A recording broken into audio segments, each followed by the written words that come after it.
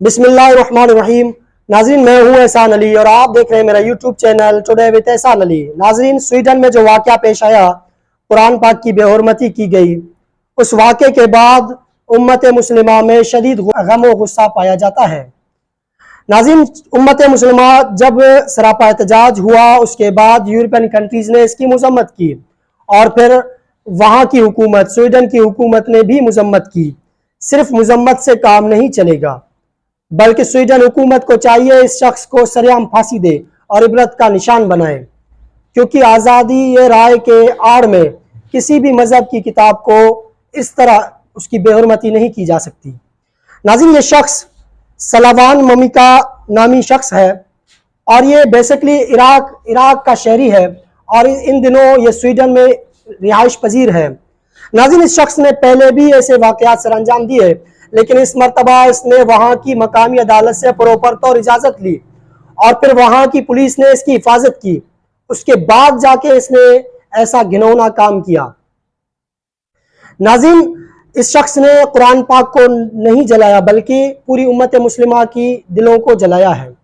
اب اس کے بعد سویڈن بھلے ہزار مرتبہ مذمت کرے، لیکن تب مذمت قابل قبول ہوگی جب اس شخص کو سرعام پھانسی دی جائے اور عبرت کا نشان بنایا جائے۔ ناظرین، آئے دنوں یورپین کنٹریز میں ایسے واقعات پیش آتے ہیں کیونکہ وہاں کی حکومتیں ایسے لوگوں کی حفاظت کرتے ہیں اور ان کو سیکیورٹی دیتے ہیں، اسی وجہ سے ایسے واقعات پیش آتے ہیں۔ اب آتے ہیں کہ پاکستان میں اس واقعے کے اوپر کس طرح کا رد عمل دیا جا رہا ہے اور پھر یہاں پر اس واقعے کے اوپر کس طرح سیاست کی جا رہی ہے۔ ناظرین، دو دن پہلے عمران خان نے جو قوم سے خطاب کیا، انہوں نے قوم سے یہ اپیل کیا کہ جمعے کے دن قرآن پاک کی جو بے حرمتی کی گئی ہے اس کے خلاف احتجاج کیا جائے۔ اب اس حکومت کو یہ مشکل لگنے لگا کہ عمران خان نے کال تو دی ہے، اب جب لوگ نکلیں گے تو عمران خان کا ایک اسٹرینتھ شو ہوگا اور وہ اسٹرینتھ ہمارے لیے مصیبت بن سکتا ہے۔ اب حکومت نے یہ سوچا کہ اس احتجاج کو ہم روک بھی نہیں سکتے کیونکہ یہ قرآن پاک کی جو بے حرمتی کی گئی ہے اس کے خلاف یہ احتجاج کیا جا رہا ہے۔ ناظرین، اسی وجہ سے اب حکومت نے ایک نئی ترکیب سوچا۔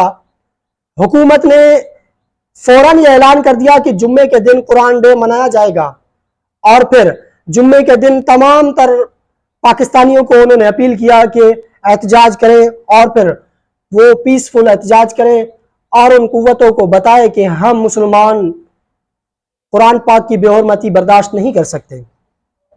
لہٰذا یہ تو پاکستان میں اس واقعے کے اوپر جو احتجاج ہے، اس کے اوپر جو سیاست کی جا رہی ہے، یہ الگ بات ہے۔ اب آتے ہیں پاکستان میں جو اصل سیاسی جو گیم چل رہا ہے، جس طرح پہلے آزاد کشمیر کے وزیر اعظم کو نااہل قرار دیا گیا، اسی ہی طرز پر اب گلگت بلتستان کے وزیر اعلیٰ کو نااہل قرار دیا گیا ہے۔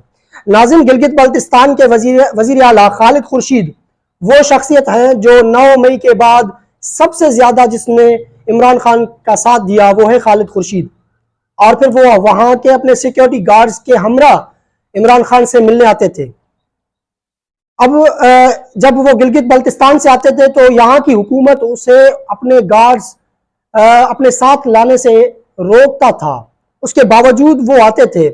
جب ناظرین 9 مئی کے بعد ایک واحد جلسہ ہوا تحریک انصاف کا، وہ بھی گلگت بلتستان میں ہوا اور سب سے زیادہ ڈیفینڈ گلگت بلتستان حکومت نے عمران خان کو کیا۔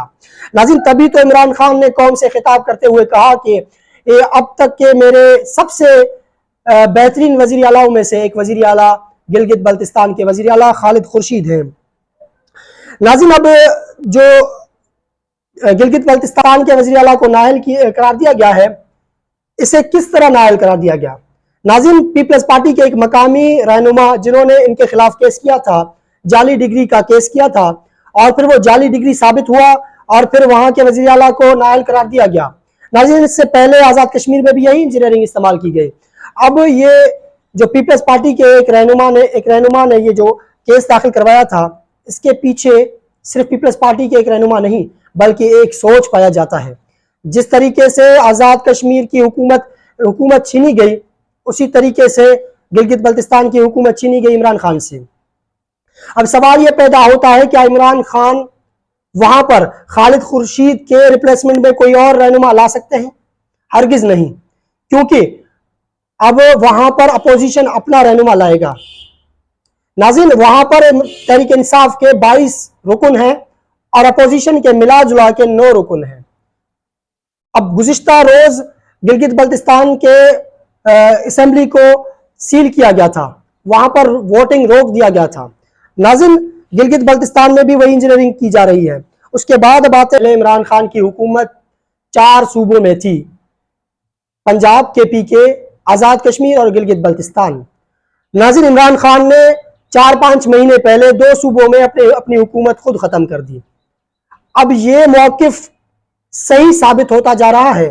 اگر عمران خان اپنی حکومت ختم نہیں کرتے، KPK میں شاید عمران خان کو ٹف ٹائم نہیں دے سکتے، لیکن یہاں پنجاب میں عمران خان کی حکومت تبدیل کی جا سکتی تھی، عمران خان کو مشکلات میں گھیر لیا جا سکتا تھا۔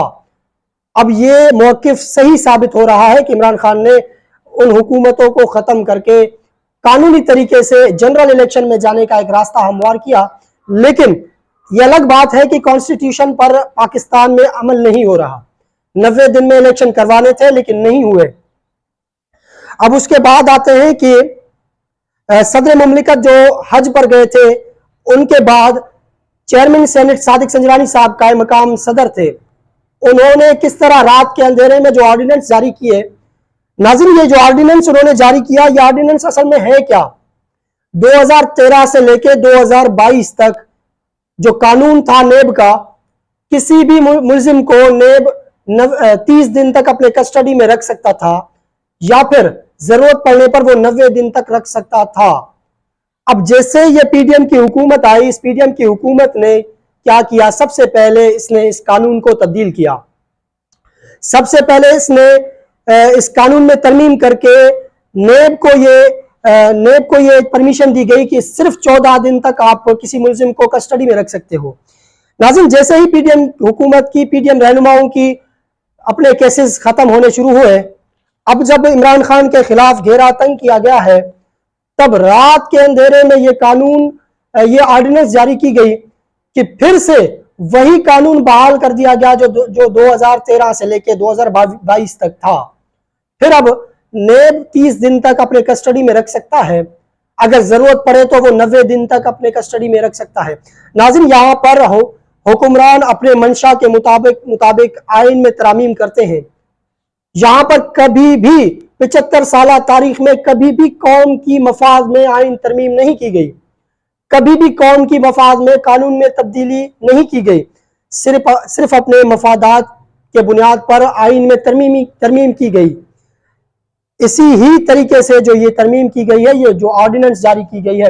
اور ناظرین، سب سے بڑی بات کہ جب اسمبلی آن سیشن ہو، اسمبلی کا سیشن چلتا ہو، اس دوران کوئی آرڈیننس جاری نہیں کیا جا سکتا۔ پاکستان کا یہ قانون ہے، لیکن پاکستان کے قانون کو کون مانتا ہے؟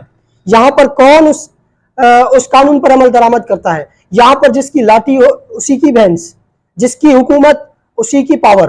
ناظرین، اسی طریقے سے یہ بجٹ والا سیشن جاری تھا، اس سیشن کے دوران یہ آرڈیننس جاری کی گئی، جبکہ یہ آرڈیننس غیر قانونی ہے، کیونکہ چلتے ہوئے سیشن کے درمیان کوئی صدارتی آرڈیننس جاری نہیں ہو سکتا۔ ناظرین، یہاں پر ہر چیز اپنے منشا کے مطابق کی جاتی ہے۔ اور پھر جمعے کے دن کل انشاءاللہ قرآن ڈے منایا جائے گا، کیونکہ حکومت نے بھی اعلان کیا ہوا ہے، عمران خان صاحب نے بھی اعلان کیا ہوا ہے۔ اب سب سے بڑی بات یہ ہے کہ اب یہ پوری قوم اور پھر وہ 2 پارٹیاں جو کبھی بھی ایک نہیں ہو سکتے، اب اس معاملے پر تو ایک ہو گئے ہیں۔ یہ شکر ہے کہ دونوں پارٹیاں ایک ہو چکے ہیں اس معاملے پر۔ اب اپیل کرتے ہیں پوری پاکستانی قوم سے کہ کل پرزور احتجاج کیا جائے اور پھر قرآن ڈے منا کر پیسفل احتجاج کیا جائے۔ ان لوگوں کو، ان حکومتوں کو یہ دکھایا جائے کہ ہم اپنے مقدس کتابوں کی حفاظت کر سکتے ہیں، اور پھر ان لوگوں کو عبرت کا نشان بھی بنا سکتے ہیں جو لوگ ایسے گھنونا کام کرتے ہیں۔ ناظرین، اب تک کے لیے اتنا ہی۔ اپنا اور اپنے فیملی کا خاص خیال رکھیے گا۔ اگر یہ ویڈیو آپ کو پسند آئے تو ہمارے YouTube چینل کو سبسکرائب کرنا مت بھولیے گا۔ شکریہ، اللہ حافظ۔